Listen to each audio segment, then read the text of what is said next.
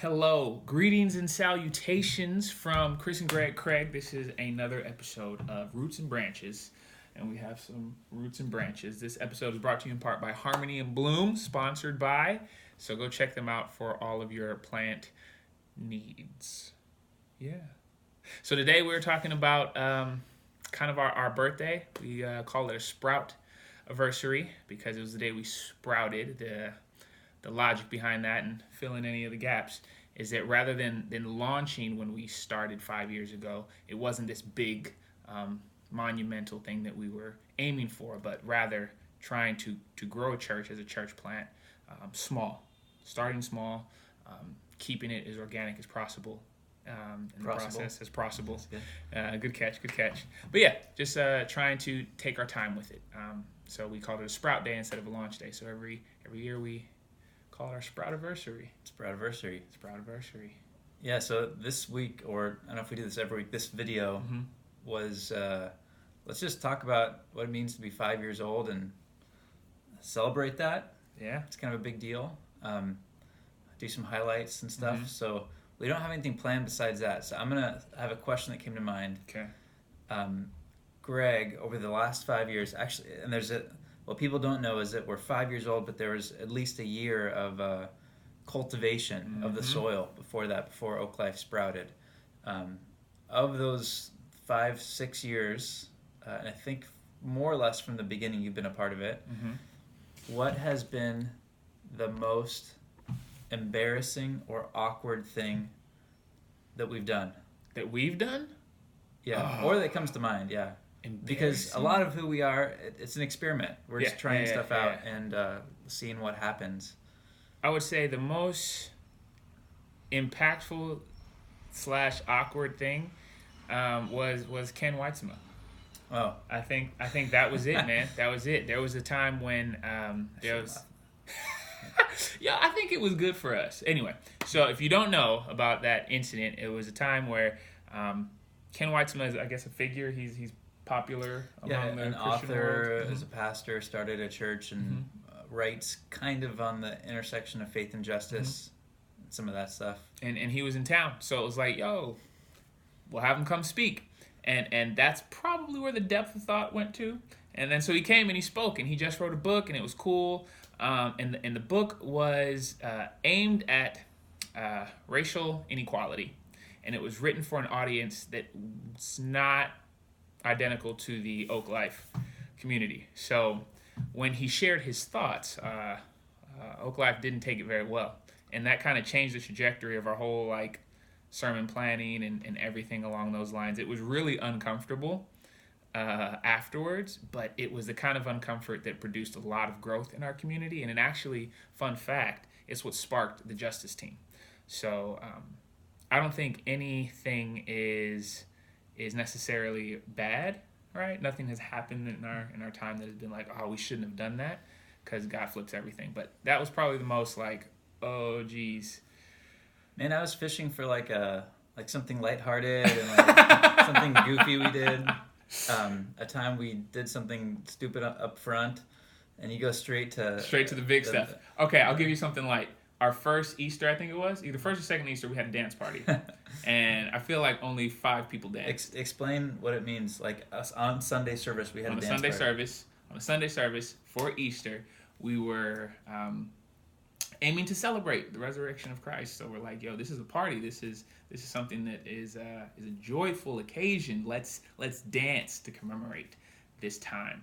So I had a friend of mine who's a dancer come, and he started doing some sick dance moves, and I came out there and I did my thing, and then a couple people stood up, but most of the people weren't about the dance party, so it was a little awkward. On a scale of 1 to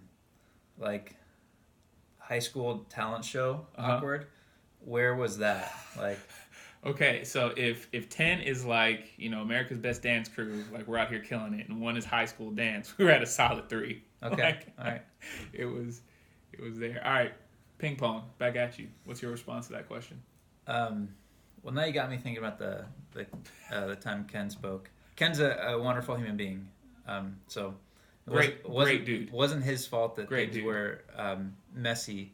It was, I think, a time and culture where all these conversations around race and justice and where faith and church is and all that, they were all like open, raw wounds, and there wasn't enough prep time to put into how we hold that conversation at OakLife, and that was a lot on me, my fault.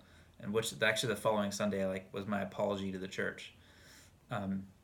But so there's that, and that was a good. I agree with your sentiment. I think a lot of people really liked it. Some people were somewhat hurt by the thoughtlessness of how we organized that. But no, the stuff that comes to mind that I was kind of thinking of is like silly things like slip ups up front. Like one time I was doing announcements, and we have little white connection cards. So there, you write down your info, and that was a good one. I grabbed one and I said, "Hey, if you're new here, grab one of these white people cards," and immediately caught it. And that was good. now I guess it's kind of an inside joke that people sometimes say, because they're just white connection cards, white cards for new people, and they just all public speaking. You make mistakes. I thought about that. We had a baptism that we all went to Lake Temescal to be there for, and the person changed their mind about baptism, which is totally cool, right? And there's no pressure. But we were there with a cake that said like congratulations to this person, and they decided they weren't ready for it yet, and so but they didn't tell us that day, and so we were all at the lake. Waiting with a cake for somebody who wasn't there. So at some point we're like, well, I guess we got to eat the cake. And so we ate this cake. And were you there for that one? I don't think you were there. I wasn't there for that one. So there's all sorts of messy things like that. Funny things. I mean, some are funny. Some are a little bit more, you make mistakes and you learn from them. Mm-hmm. Yeah. Okay. I got one for you. Okay. In these past 5 years, what has been something that's been kind of a consistent? Like, we have a very transient community. There's things changing in society and the cultural, like, hot buttons and words. There's a lot of variance. But what do you think has been a consistency throughout our time at OakLife, aside from the Parkway? Yeah, the space. Yeah.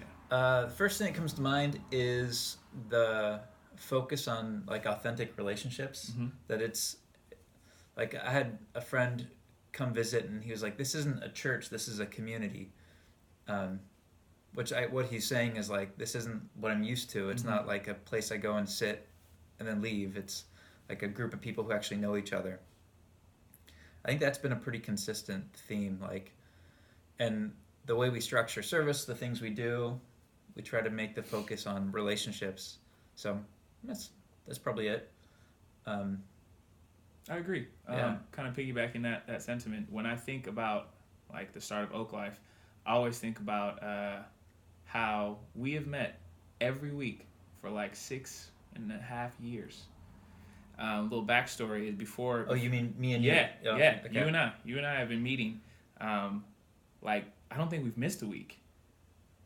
That's pretty crazy. Most weeks. Yeah. So before the whole OakLife thing started, we were just hanging out. Chris was doing his, hashtag don't tell him pastor thing, and we were just meeting weekly over coffee and just talking about life, and then it sprouted into this partnership, and it's been awesome. It's been good times, man. So I appreciate you for that. Yeah, and I think it's I think there's lots of those. Like people have gotten to know one another, met new roommates, potentially met romantic partners. We're still waiting for the first official OakLife responsible wedding or marriage, and it'll come soon, probably. Hopefully. Yeah. Maybe. Anyway. Yeah, the relationships. Also, the secondary things I would say are like the focus on inclusion, trying to honor those who have been marginalized by church and like make sure they feel and are a part of like what's happening. An openness to tough conversations. Like we're cool with, we try to engage in things that might be hard to talk about, but in a helpful way, hopefully. Yeah. Anything else that you would add? Yeah, to that point, Charlotte had made a comment this past Sunday while we were, reviewing the video and, reviewing just, the past 5 years and all that. And she had commented on how we were highlighting a lot of the joyful moments and a lot of the, memorable times that OakLife has had this past year. And then she had mentioned how what we don't see is all of the hard work, all of the effort and the grit, as she used the term, that is behind that. This is what makes it happen. A lot of times, Christianity or faith gets this rap of being, okay, if you do this, life will be easy for you, or whatever the case may be. I know our congregants, our community doesn't really have that framework, but it was a good reminder that there's a lot of work that goes into this, and it's a lot of work that requires all of us to put in that energy and that effort, and it's so worth it. I think that was the point she was trying to make, that the work that goes into developing this community is so worth it, but it can be tough at times. So having those tough conversations and having those awkward interactions sometimes for the sake of maintaining and sustaining a healthy community, it's just good to vocalize sometimes. So yeah. What's been and I didn't give you time to think about this in advance, but like a top, at least the first ones that come to mind, it might change if you think about it later on, but like, this is the thing I'm most proud of with OakLife, or this has been like, if there's the Mount Rushmore of OakLife things, what are those like things that make it on that mountain? Jeez Louise. Okay. We're gonna build that's gonna be a thing. we're building us a home. We're building us a mountain. Yeah.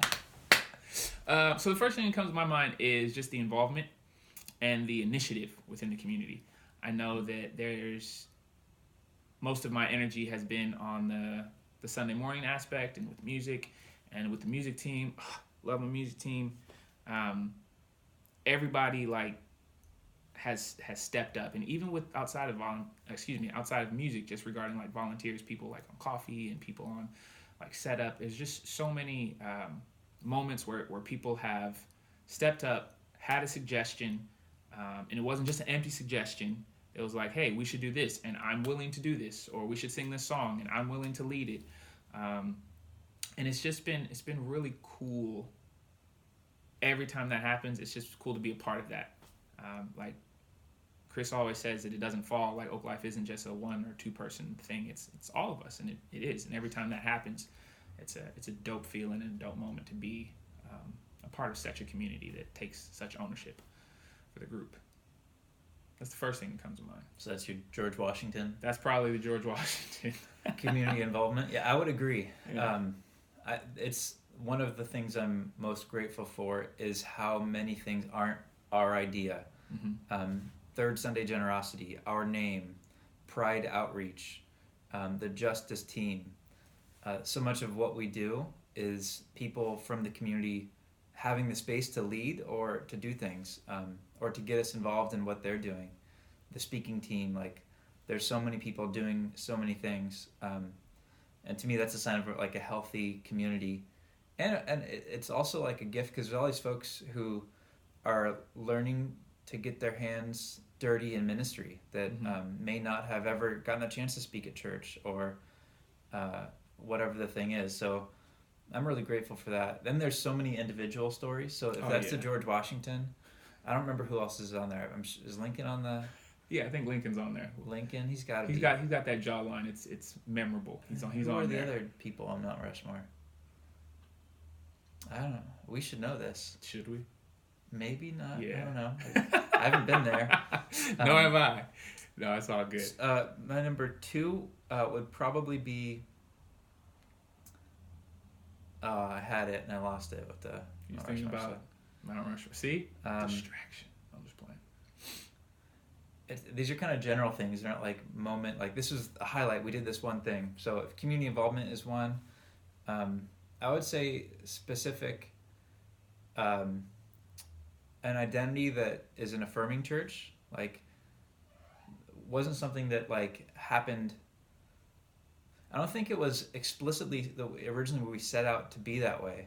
It was like, let's just follow Jesus here and as a community with the people we feel called to reach. And that happened pretty quick. And I think it was like, it wasn't like we set out to be exactly this kind of church. Interestingly enough, we just knew that we wanted to love people, and that led us to be the church that we are.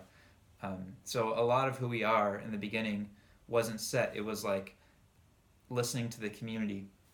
And so maybe the thing that I'm, besides community involvement, secondly most grateful for is like that this is a church that is trying to love people who have historically not been accepted or allowed to serve or whatever. So I'm really grateful for that. Those stories that I get to hear of healing and people being accepted for the first time, being able to be who they are, those are like gifts that I'll hold on to for the rest of my life. That's good, man. I dig that. I would say my number 2 would be the level of diversity, and that's kind of it's an overused, kind of watered down term these days, but I would say our diversity around specifically like speaking. There have been messages given by individuals who stylistically contrast your style or even my style, and there's been times, and then I've heard people comment both positively and not so positively around people who have spoken up front. And then on the flip side, there's a diversity in regards to different cultures and experiences within our community. And on one hand, I've seen it kind of lean towards clickiness, but it hasn't like settled in that. I've seen individuals from one like type of culture interact with another, and it's promoting healthy challenges in regards to that relationship. Everything isn't always like, hey, everyone loves everybody. Though that's the goal, it takes work to get there, and I see us doing that work, both from the pulpit and from the community as a whole. And I think that's just, it's dope every time that happens. Every time I see that little kind of challenge happen, it's like a reminder, all right, we're still, trekking the right way. That'd be my number 3. Okay, so well, you're gonna have to catch up. But I agree with you. It's remarkable. Like it is miraculous that OakLife is as diverse as it is. Like culturally, generationally. Like we got little kiddos and empty nesters, and people, everyone in between. It skews young, but still, it's like remarkably diverse. That doesn't happen. Like, and so that's like a way to go, God, kind of thing for me. There's intentionality, a lot of work put into that, both in like how we hold conversations, but who is a part of the conversations, and the diversity is pretty remarkable. It's one of the things that a lot of people note when they first come. They're like, I've never seen the church as diverse as this. And I almost take it for granted now. Like, oh wait, every church isn't this beautiful rainbow of people. So yeah, I agree with that. Okay, so my 3 then will be our leadership team. Our leadership team is dope. The individuals, their backgrounds, their experiences, their personalities, the information and awareness that they bring to the conversations that we have been awesome. So our leadership team has kind of rotated 2 or 3 times now. Yeah, something like that. So generally, an individual on the leadership team can't be on the leadership team more than 2 years? 2 years. 2 years? Yeah. So a couple people have cycled out, but long story short, there's just some individuals on the team. I mean, the team as a whole is awesome, and there's certain aspects that, like when we sit down in the leadership team meeting. So if you haven't been to one of our discernment meetings, come, because just listening to everybody, it's just so cool. It's so cool because there's times where I'm like, yo, I would have never been able to think of that on my own, or I would have never seen that side of things, or I would have never felt comfortable enough to say that thing that this person said. So I am so grateful that they're on the team. And it's just a testament to how good God is at placing the right people in the right area at the right time. Like you'll see God working through our conversations, and it's like, yo, this is confirmation. This is good. Those moments are always cool. Yeah, that's pretty awesome. And so our leadership team is the governing board of the church. Mm-hmm. There's 12 people on it. We vote in one for each tribe. I'm just playing. Pastor joke. Yeah. We vote in consensus, or one for each disciple. Oh, ooh, bars. We got to reflect Jesus. And there it is. And there's no Jesus. Jesus is the spirit in the room. There it is. That's good. Where is it going?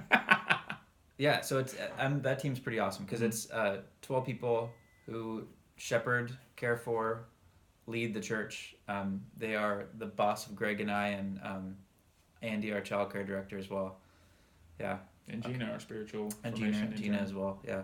So that's pretty great. It's a community-led church, which is awesome. Okay, I'll finish up.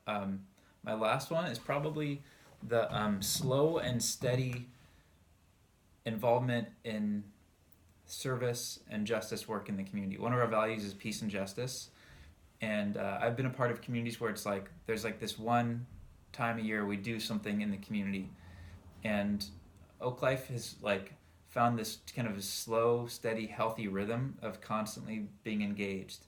Like monthly there's some sort of service project or giving away of a donation, an offering, and sometimes there'll be like 4 people there, but you add all that up over the course of a year, there's like hundreds of volunteer hours given away and tens of thousands of dollars given away, and people making connections to organizations where they have like a longer term relationship, and like that's immeasurable. Like I think that's one of the ways you can gauge a church's health, like what type of impact are they making in the community? Not how many people are showing up on Sunday, but how much better are they making their neighborhood or their city, or how are they loving those outside of the theater walls? So that's my 4th is, I don't know who else is on the Mount Rushmore, Taft or somebody, but maybe that's the 4th face on the Mount Oakmore. Mount Oakmore. That's terrible. That's funny. Okay, you got one more. Do I? Okay, so I'm just gonna make this one personal then. This one's a personal one. OakLife has been a game changer, kind of a life changer for me, like real talk. And I've kind of shared most of this story, but where I was in my life, I was separate from a previous marriage. I was in a job that I didn't necessarily like at the time. I was working in Union City. And I just kind of was at like a standstill, didn't know what was happening. And through the OakLife community, through the energy and effort there, at that time I was introduced to an old relationship where I started working at an organization called Society, and the individual there was the person who connected me to Crosswinds, which connected me to you. Through that time in my life, which was awesome. And then I met Andy, and part of the reason, she may or may not admit this, part of the reason she was like, oh yeah, I think he's cool, is because I worked with kids, but I also led worship. And she was like, okay, so maybe he's not a jerk, She thought I was a jerk or whatever. So that kind of, like, let that relationship be a thing. And now I'm on a trajectory where I'm going back to school for a seminary degree, and it's just been a very, very meaningful 5 years for me. And I couldn't have done that without OakLife. I couldn't have done that without following this call and just saying yes to all the things that God has said. So I really, really, really am thankful for what OakLife has been in my life personally. So I don't know if that's Mount OakLife more rush worthy. You're the 4th face. I'm the 4th face. That's some real talk, though. Oh, I feel the same way. Like I feel like OakLife has transformed me in good ways. Like I'm different than as we started. So it's cool. Yeah, it's been good. Well, who knows what's next? Who knows what's next? 5 years from now, what our community will look like. And I think we want to hold that open, like be thoughtful, but also let God lead us. So Thank you to everyone who's been a part of the story, and like maybe that you can build your own Mount Oakmore of things that were meaningful to you, whether you're just around OakLife for a year or you've been a part of it from the beginning. I really do think that we've just now gotten to a place of like, hey, we're pretty stable, so how do we now step out in faith into whatever's next and not settle? Continue to reach out our branches and go deep together. So thank you everyone who's been a part of it. Mm-hmm. It's been a journey. If you aren't a part of it, like there's an invitation for you to join this thing. It's all voluntary, so no pressure, but you should hang with us. Anything else? I think that's it. Sometimes you ask like a closing, like funny question. Do I? Yeah, you ask like food or yeah, you did that at least once. You asked somebody we interviewed. I'm making this up. I have no idea. I'm all thoughtful now, thinking about my life and stuff. Yeah, we're all sentimental. You know, exactly. Yeah, it's actually it's good to be able to process because it's Sunday even was overwhelming. This last Sunday we celebrated our 5th birthday, Sprout Day, and just thinking about that, it's like there's so much that's happened, so many people we've met, so many stories that have intertangled into the OakLife story. Okay. I would close with just a rhetorical question. Just that means I don't answer. Yeah. Okay. And this is for you all as well. Where do you see yourself in the next coming chapters of this OakLife journey? And then what are you going to do to make those things happen? I think that's it. Cool. I think that's it. Sweet. All right. Love you in every meaning of the word. Peace out, y'all.